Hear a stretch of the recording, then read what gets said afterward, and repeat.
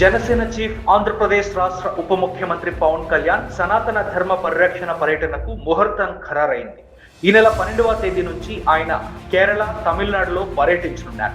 ఈ క్రమంలో 4 రోజుల పాటు వివిధ దేవాలయాలను పవన్ సందర్శిస్తారు.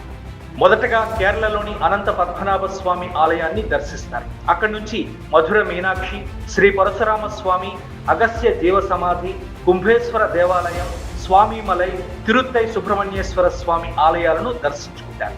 అయితే పవన్ పర్యటన తమిళనాడులోనే ఎక్కువగా జరిగింది.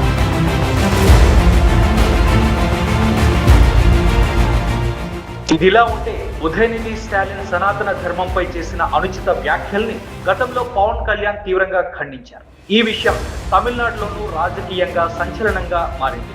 అయితే ఇప్పుడు పవన్ కళ్యాణ్ తమిళనాడులో ఆలయాల సందర్శనకు వెళుతున్నారు. ఖచ్చితంగా పవన్ పర్యటన అక్కడి రాజకీయాల్లో ఓ హాట్ టాపిక్ గా నిలవనుంది. తమిళంలో అనర్గళంగా మాట్లాడగలిగే పవన్ కళ్యాణ్ ఏం మాట్లాడినా అది ఖచ్చితంగా రాజకీయ కోణమే సంతరించుకుంటుంది. అందుకే పవన్ పర్యటన రాజకీయంగానూ పెను సంచలనమయ్యే అవకాశాలు కనిపిస్తున్నాయి. నా సనాతన ధర్మాన్ని నేను పాటిస్తున్నప్పుడు దాన్ని విమర్శించే హక్కు ఎవరికి లేదు. తమిళనాడులో వచ్చే ఏడాది ఎన్నికలు జరగాల్సి ఉంది. ప్రస్తుతం సిద్ధాంతాల మధ్య పోరాటం జరుగుతోంది. డిఎంకే, అన్నా డిఎంకే పార్టీలకు పూర్తి వ్యతిరేక దశలో ఉండే పార్టీ అక్కడ బీజేపీ మాత్రమే. అయితే ఆ పార్టీ తన భావజాలాన్ని బలంగా ప్రజల్లోకి తీసుకెళ్లలేకపోతోంది. అందుకు అనేక కారణాలు ఉన్నాయి.